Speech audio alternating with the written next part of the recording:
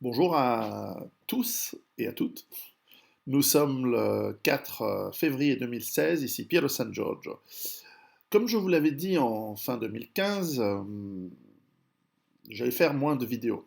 Et je vais en faire moins. Et je pense que je vais en faire une tous les 2 mois, en tout cas commentaires, des actualités, réflexions sur où va le monde et peut-être quelques points sur comment nous pouvons améliorer nos préparatifs. En plus de cela, je pense que je continuerai à partager avec vous les différentes interviews que je fais ci ou là de personnes que je trouve intéressantes ou qui ont quelque chose à apporter ou qui font partie des recherches de mes prochains livres. Et je préfère, pas toujours, mais souvent, je préfère les partager lorsqu'elles sont intéressantes dans leur contenu entier et quand bien même je n'utiliserai qu'une petite partie pour mon prochain livre ou mes prochains livres, eh bien je trouve que l'information non partagée étant perdue, eh bien je préfère la partager. Donc vous avez vu récemment, j'ai mis une première partie d'un entretien que j'ai eu avec Wim Hof, quelqu'un de très très intéressant que je suis depuis pas mal d'années et que j'ai trouvé intéressant à partager avec vous. Il y en a d'autres que j'ai déjà faites, mais que je n'ai pas encore partagées, elles viendront en temps opportun. Bref, je vais quand même rester présent ici sur YouTube. Je voulais faire un petit point aujourd'hui, d'une part pour vous expliquer cela, puis pour vous donner quelques informations. Tout d'abord, j'ai été très occupé ces derniers temps, en fait ces derniers 6 mois, notamment par l'écriture d'un nouveau livre que j'ai coécrit. Alors je vous en dis pas beaucoup maintenant parce que nous sommes en pleine phase de correction de l'orthographe, correction de la grammaire, moins grave que d'habitude, et également révision du texte avec l'éditeur pour voir si on ne doit pas couper parce que ce livre est un peu long, il fera probablement, enfin, en l'état, il devrait faire, si on garde le même format que Survivre à l'effondrement économique, il va faire dans les 500 pages, peut-être 550. Donc on se pose la question si on ne doit pas couper. On se pose aussi la question, puisqu'on a décidé d'illustrer ce livre avec beaucoup d'images, des graphiques, des dessins, et donc des photos. Et donc on se pose la question de l'opportunité de les garder toutes ou pas, ou moins, parce que ça, effectivement, ça prend du volume. Et donc on essaie d'imaginer quel peut être le meilleur livre pour vous, pour les lecteurs.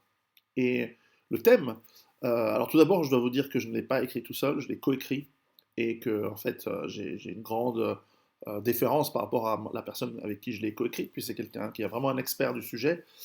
C'est un ancien du GIGN, donc le groupement d'intervention de la gendarmerie nationale en France, donc parmi les forces d'élite des forces de l'ordre, quelqu'un extrêmement compétent dans le sujet, justement, qui sera le sujet du livre, des risques nucléaires, radiologiques, bactériologiques, biologiques, si on veut, et chimiques. Et donc un livre qui, au départ, est très technique, puisque, évidemment, lorsqu'on parle de biologie, lorsqu'on parle de nucléaire, autant l'énergie qu'éventuellement des armes nucléaires, lorsqu'on parle de produits chimiques et d'armes chimiques, le thème est très, très, très technique. C'est pas aussi simple qu'une balle qui a un certain poids, une certaine vitesse, donc une certaine énergie cinétique, et dont le fonctionnement est assez simple, dont les dommages sur le corps sont faciles à comprendre, à expliquer, et éventuellement plus ou moins à soigner par là. Là, on passe à un niveau de physique, de chimie et de biologie qui est compliqué. Donc avoir un expert qui en parle, donc quand on parle de quelqu'un du GIGN, vous savez qu'il ne recrute pas n'importe qui. Là, en l'occurrence, la personne avec qui j'ai coécrit est quelqu'un qui a un docteur en chimie, qui a des diplômes vraiment pointus pour avoir ces techniques. Et donc aussi pouvoir réfléchir, et par son expérience opérationnelle, à la manière dont on réagit à ces événements. Alors nous avons traité en profondeur, et je ne veux pas trop vous en dire maintenant, on va vous présenter le livre proprement en bonne et due forme. Enfin, on est allé en profondeur sur les problématiques liées aux accidents nucléaires, à la guerre nucléaire, dans l'histoire, donc dans l'histoire récente, depuis 1945. On est allé en détail sur le fonctionnement des maladies, leur impact, la manière dont on peut se prémunir et se préparer à les éviter, ou alors à savoir développer notre capacité naturelle à nous défendre. Et bien sûr, pour la partie chimique, les gestes qui sauvent, etc. Et bien sûr, nous avons gardé dans ce livre un peu ce qui devient un peu un classique, c'est-à-dire que de mettre les petites histoires de fiction en fin de livre, etc. Je vous en dis pas plus, je vous en parlerai là, faites-moi confiance, je vais vous le vendre ce livre, je vous en parlerai en détail, etc. Et bien sûr, à vous de l'apprécier quand il sortira, et ce sera probablement fin mars, début avril, ça dépend. On va voir si on arrive à corriger tout ça assez vite. Voilà, donc ça c'était un peu pour mon actualité qui m'a pris beaucoup de temps, et ce qui m'a aussi permis de ne pas trop commenter, en tout cas par vidéo, les événements actuels. Je suis atterré de voir ce qui se passe dans le monde, mais en même temps c'était prévu et écrit dans Survivre à l'effondrement économique. Vous pouvez le relire, hein, pratiquement tout y est. Et vous allez voir la remontée des prix du pétrole. Mais ça, c'est un autre sujet, peut-être j'en parlerai une autre fois. Et simplement, ce que je voulais attirer votre attention aujourd'hui, c'est, vous savez, les magiciens, donc les prestigitateurs, hein, pas Gandalf, les prestidigitateurs, les gens qui font du close contact au niveau magie, on appelle ça close, hein, je crois. Euh, En fait, j'en avais rencontré un plusieurs fois qui on avait beaucoup discuté il y a quelques années. Le nom m'échappe, très connu en France. Il a dû prendre sa retraite maintenant. Mais l'idée de l'illusion, si l'on veut, c'est que vous attirez l'attention sur quelque chose pendant que quelque chose d'autre se passe. Et toute cette crise de migrants, qui a des causes profondes que j'explique dans Survivre à l'effondrement économique, qui a des causes politiques et concrètes, et j'en ai sûrement déjà parlé, lorsque l'on voit que tout d'un coup, pourquoi à un moment une crise se passe, il faut que les éléments soient réunis, ça c'était évident qu'il l'était depuis pas mal d'années, et ces éléments vont d'ailleurs s'amplifier avec le temps. Et cette crise n'est pas si nouvelle, puisque nous avons des millions de crevards qui arrivent en Europe depuis déjà de nombreuses années. Mais là, la médiatisation de la crise de 2015, de l'été 2015, qui s'est amplifiée et qui nous amène face à, d'un côté, une manipulation à la fois médiatique mais aussi physique, c'est-à-dire qu'on nous les a amenés à ce moment-là en Allemagne de la manière dont ça a été fait exprès. Ce n'est pas un hasard. Ça pouvait arriver l'année d'avant, c'est pas arrivé, c'est arrivé à ce moment-là, c'est pas un hasard. Et, et c'était médiatisé plus que un phénomène qui arrive de toute façon fréquemment. Et lorsqu'on a eu ces attaques, ces viols, ces attaques publiques à Nouvel An, qui sont particulièrement concentrées, mais qui arrivent tous les jours, en réalité. Je veux dire, en France, c'est 300 viols par jour. C'est pas que des migrants, hein, c'est toute une panoplie d'éventails de problèmes sociaux et comportementaux. J'en parlerai une fois peut-être du viol en tant qu'arme et en tant qu'outil de soumission de la population. C'est quelque chose de très ancien, très atavique dans le comportement humain. Mais c'est pas le sujet aujourd'hui. Et donc, la manière dont cette crise est en train de se mettre en place, le magicien, il attire votre attention ailleurs, alors qu'il va peut-être vous piquer votre montre et vous la sortir, ou alors qu'il va sortir quelque chose de votre oreille, ou qu'il va sortir le lapin du chapeau. Avant ça, généralement, il montre les jolies formes de son assistante, il attire votre attention sur un élément, ou sur un mot, ou sur un regard. En gros, il utilise ce qu'on appelle souvent la programmation neurolinguistique, c'est-à-dire un mélange de verbes, de langage, de gestes, enfin de la communication verbale et non verbale, qui programme de manière opportune et volontaire votre cerveau à se concentrer sur un élément qui peut être encore une fois un objet, un mot, une réflexion, alors qu'il se passe autre chose en ce moment et vous ne le voyez pas alors que c'est en face et devant vous. Et je me demande si cette crise qui se passe en ce moment euh, n'est pas une manière... alors, est-ce que c'est de l'opportunisme ou est-ce que c'est complètement planifié? Ça, difficile à le savoir aujourd'hui. Mais je me demande si c'est pas un moyen supplémentaire de cacher la, la vraie information, la vraie action qui est en train de se passer aujourd'hui.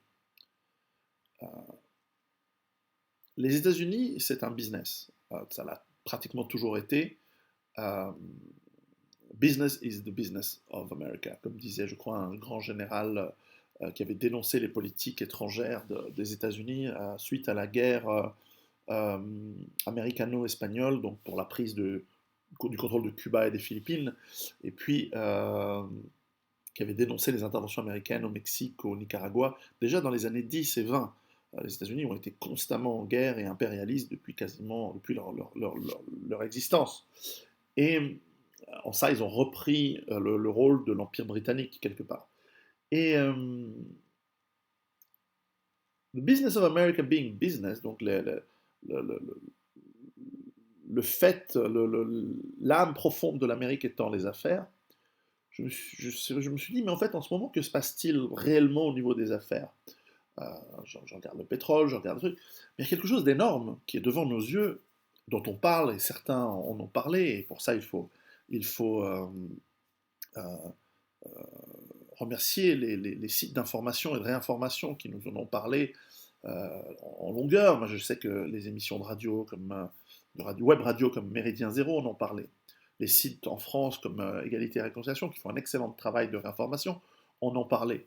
Et beaucoup d'autres sites, notamment des sites d'extrême gauche assez intelligents, il y en a. Hein. Je pense à Michel Collomb, je pense à d'autres personnes qui ont parlé du truc énorme qui est en train de se passer, évidemment, et je pense que si vous me suivez, vous en avez déjà entendu parler, qui est le traité transatlantique. Pierre Hillard en a parlé, plein d'autres en ont parlé. Et ce traité transatlantique, lorsque vous lisez, est en train d'être voté en ce moment, est en train d'être soumis à l'approbation des députés qui représentent personne, qui ne représentent que leur lobby, des députés européens, et qui va passer évidemment, et simplement il va passer d'autant plus facilement que personne ne s'en occupe parce que on pense à autre chose. Et donc, lorsque l'on sait ce que ce traité transatlantique nous réserve, en tout cas aux Européens, et y compris en Suisse, puisque nous sommes liés de manière ignoble, nos traîtres au gouvernement suisse nous ont liés à l'Union européenne et de plus en plus nous souhaitent ne plus faire fonctionner la démocratie suisse là-dedans, je ferme la parenthèse sur la Suisse, mais enfin nous autres Européens allons être soumis à des règles légales, à des règles d'hygiène, à des règles euh, commerciales, qu'on les aime ou qu'on ne les aime pas, là n'est pas la question, parce que nous ne le voyons pas et nous n'avons plus notre mot à dire, mais qui sont extrêmement en faveur des entreprises des États-Unis, notamment pour la nourriture, notamment pour l'agriculture, notamment pour la protection des normes traditionnelles, et donc liées au terroir, et donc liées à un savoir-faire, et donc à des emplois ancestraux et qui sont liés au terroir européen, qui sont enracinés au terroir européen, et même au-delà. Parce que vous allez voir les produits euh, qui viennent d'outre-mer ou d'outre-Méditerranée, comment ils vont se faire laminer eux aussi. Donc attendez-vous à ce que ce traité transatlantique massacre non seulement l'agriculture et l'artisanat européen, non seulement les entreprises et les industries qui existent encore en Europe, mais aussi à travers la Méditerranée, en Maroc, en Tunisie, pour ce qui reste d'entreprises, malheureusement, euh, dans les dom-toms français par exemple, mais aussi dans certaines euh, économies liées aux anciennes puissances coloniales européennes et qui ont des accords privilégiés de commerce. Donc là, ça va à la France francophone, à l'Afrique francophone, pardon. Bientôt, il n'y a plus de France francophone, mais enfin, vous comprenez ce que je veux dire. Et ça touchera la Guyane, mais aussi des pays qui sont liés au monde britannique, comme le Ghana, le Nigeria, etc.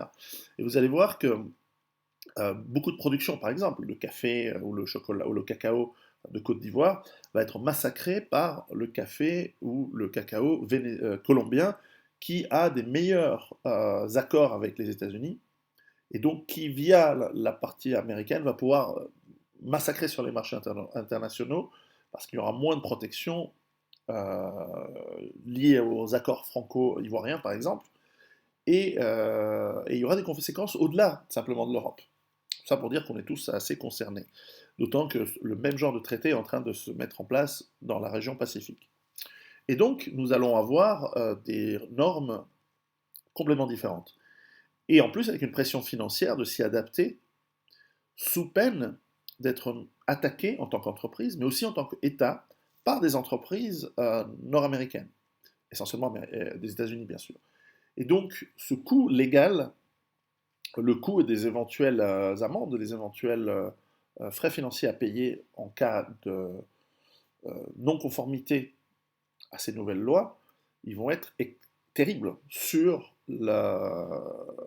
déjà comme coût sur le bilan, enfin surtout les pertes et profits, et les pertes d'une société, ou en tout cas ses frais, ses coûts, mais aussi vont limiter. Donc d'un côté, on va limiter les possibilités de gains, on va aussi limiter, augmenter les pertes des entreprises ou ses coûts, et donc la compétitivité des entreprises européennes, qui est déjà pas brillante dans beaucoup de domaines, eh bien, elle va être encore plus fracassée par ces nouvelles normes.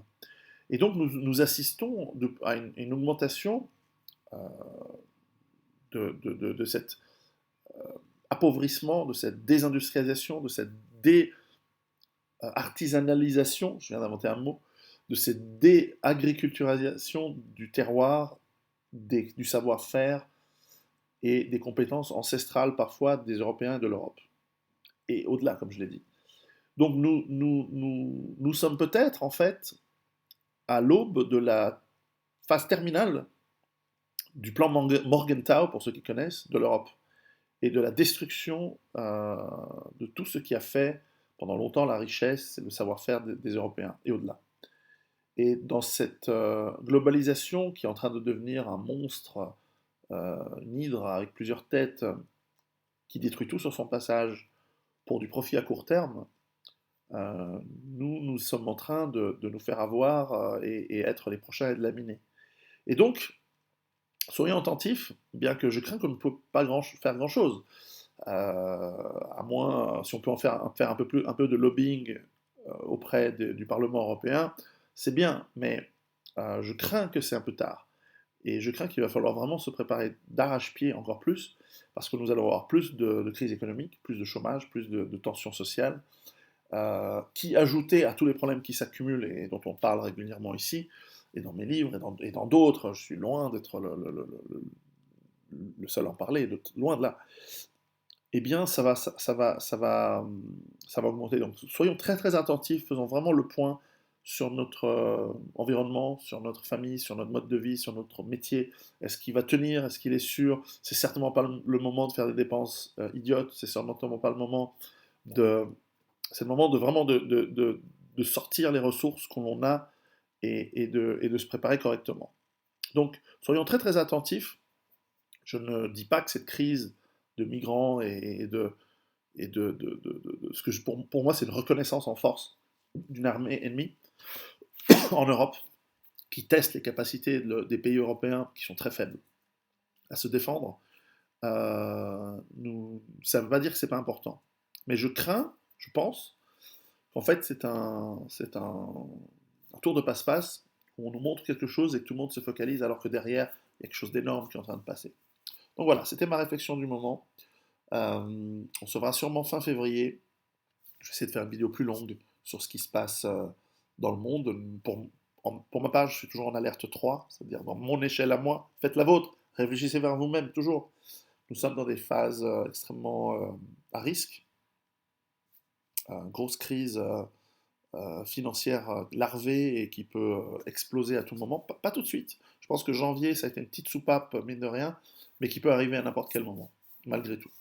Mais je pense que dans les quelques prochains mois, euh, on risque d'avoir une grosse chute financière.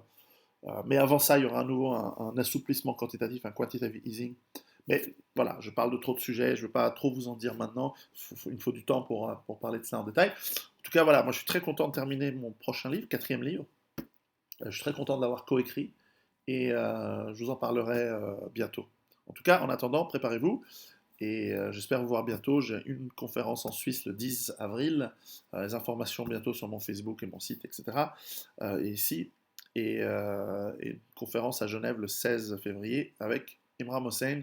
Je pense qu'elle sera intéressante pour ceux qui viennent ou ceux qui la verront plus tard. En tout cas, c'est intéressant de le rencontrer encore une fois. Et voilà. À très très bientôt. Ciao.